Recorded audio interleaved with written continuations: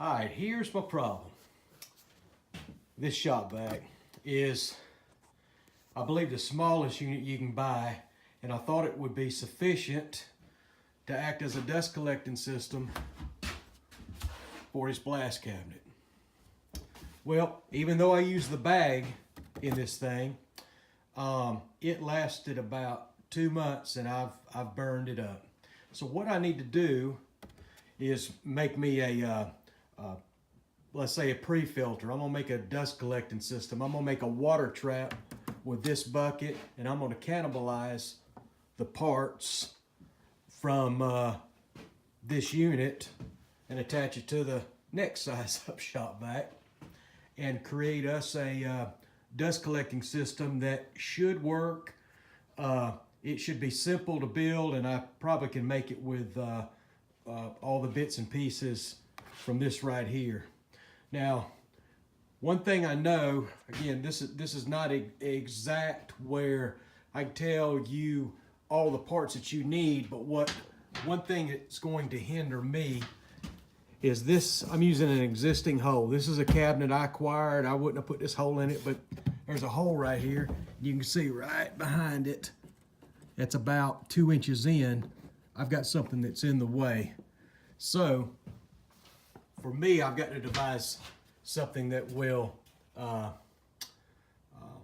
let me use this hole rather than drilling another one in it to create our system. So let's get our parts together and figure this out and get started. Okay, I've come up with a plan I think is going to work. This is the inlet for the burned up ShopVac. What I'm going to do, I'm going to use this as the collector end in my bucket. So I'm going to take this off of the hose, and then I'm going to mount the hose directly to this. It'll fit, it'll seal up, and it'll solve my distance problem. Okay, with this removed, I was able to attach the hose directly to the unit. So that's my unique problem for your particular installation. You may want to use a PVC fitting or put, you've got all kinds of options. I was limiting myself because I didn't want to add an additional hole. But bottom line, we've got this attached to the cabinet. Now, we'll use this and the other pieces, like the extensions and the remaining hose, to begin to make our water trap system. Okay, here's everything we're going to need to finish making the dust collector. I've decided to use a food grade 5-gallon bucket, maybe just because the sturdiness of the bucket, and I'm using a removable lid. You just hammer the ring on, the ring stays forever, and you unscrew it. This is the hose from the new ShopVac. And these are pieces from the burn-up ShopVac. The inlet connector and the wand. What we're going to do, I'll use the inlet connector, and I'm going to mount it to the bucket like so. Yes, and I'll get away from this here. But anyway, like so. I'll be using the wand, and I'll be mounting it in the top of the bucket, and it will be dropped down like so. The bucket will have about 2 inches of water in it. I'll have this wand come down so it is about 3 inches above that water. As the vacuum draws air from the blast cabinet, it draws it down this. It goes across the water as it's pulling it back through the bucket. When that dust hits the water, it settles. It becomes part of the water, and basically what the ShopVac will be pulling in will be pretty clean air. And then all I've got to do is just keep an eye on this and empty it whenever it gets too full, which shouldn't be too terribly bad. One thing I'm going to need to do is on the new ShopVac hose for where you would mount your extensions, you know, your brushes or whatever. I'm taking this off and I'll be replacing it with this because this is mounting. Remember, it's going to mount to the bucket. This way I can just mount the hose straight to this, and then this mounts straight to the vacuum. Not having any extra pieces. I'll make sure the holes are cut so there's good and snug fit, and I'll be using like a silicone or something around them just to make sure it's a good airtight fit.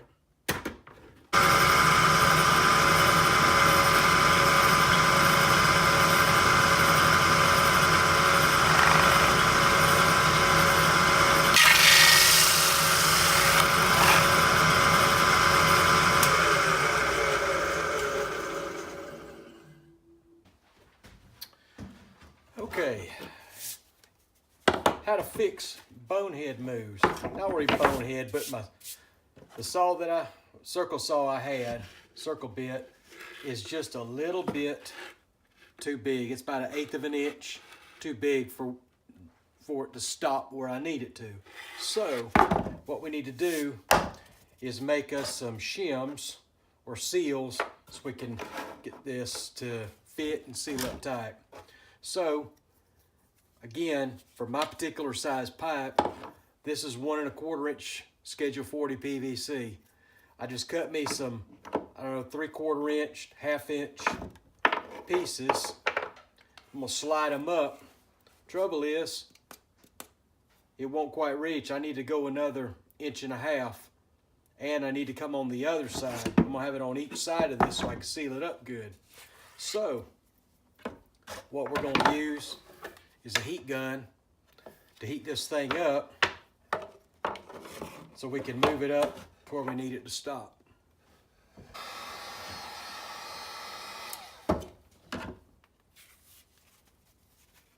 Get it up, and there's our line where we want it to stop, right there.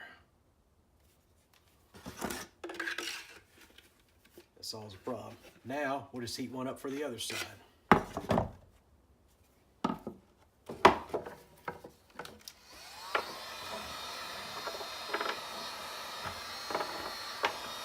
Good.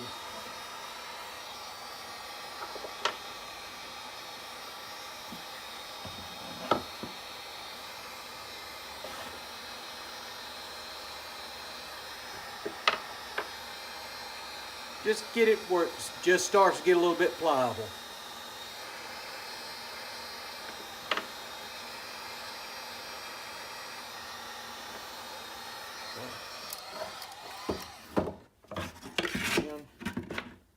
Set up.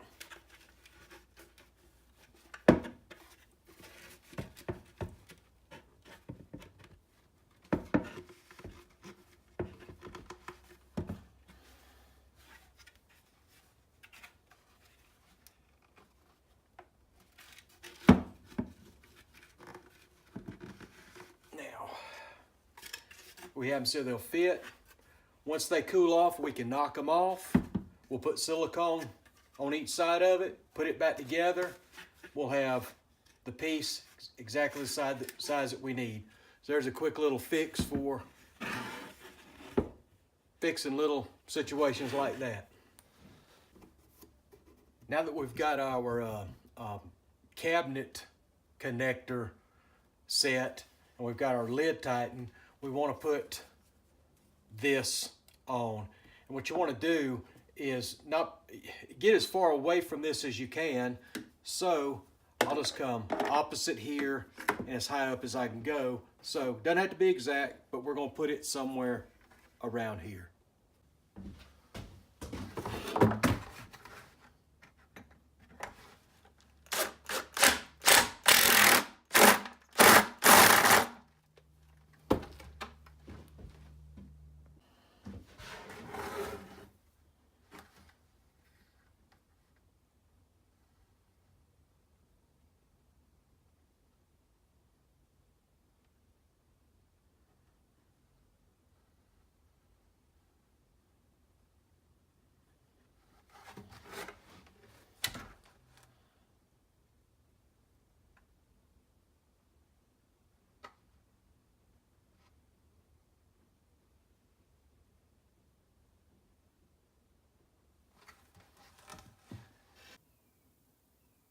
Okay, we've got everything put together. Now we're ready to assemble it. Give it a shot. There's a hose coming down. There's our bucket. Got about 2 inches of water in the bottom. As you can see, for convenience, I just shortened the hose to the ShopVac, run directly to it. And we'll have us a full disclosure moment. This right here, you can't use silicone to glue this PVC to this whatever type ABS or whatever type plastic this is. It'll just slide off. It'll stick to the PVC, but not that. So you see, I've got like a custom molded hose connection here. You'll need to use plastic epoxy to glue this, and then you have no problem. Just wanted to be clear on that. I think I showed myself siliconing the this end right here, and that's fine because I'm just making a gasket, but this was actually to hold this. So we're glued in and we're good to go. So let's screw this thing on.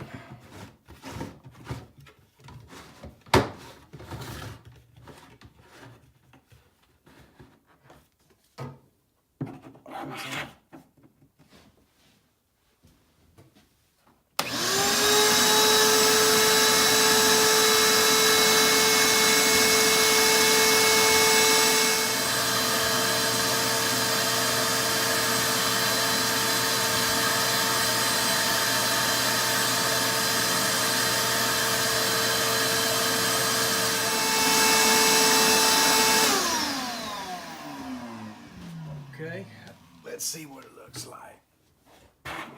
Okay, the very end of the hose is damp, but it is dry up in here, which is good. We don't want any water getting up in there. And we unscrew it. And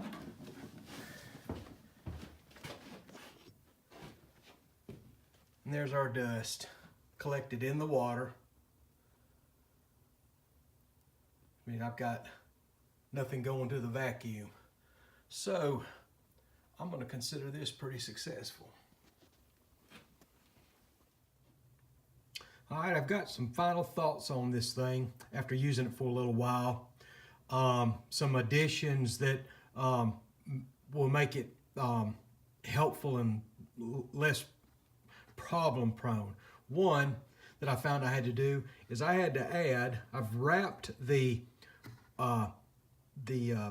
mesh water filter that you use with these things in case, you know, you're vacuuming up wet stuff. I wrapped it around the end of this to keep any water from coming in, because I found this thing created such a good volume of vacuum in this bucket that it was actually causing so much rotation and turbulence, it was causing this water to go all over the place. So that, along with lowering the water down to only about an inch of water in the bottom of this bucket, and I get no dust in the bag at all. In fact, I'm going to continue to lower the water level in this bucket to see how low I can get, and it still solve my problem. But by adding this and lowering the water, I've not gotten any dampness in this hose. But other than that, this thing has proven to be awesome. I think I'm through ruining the ShopVacs now, and I hope that this will help somebody solve their problems that were experiencing the same thing I was. Good luck in your projects.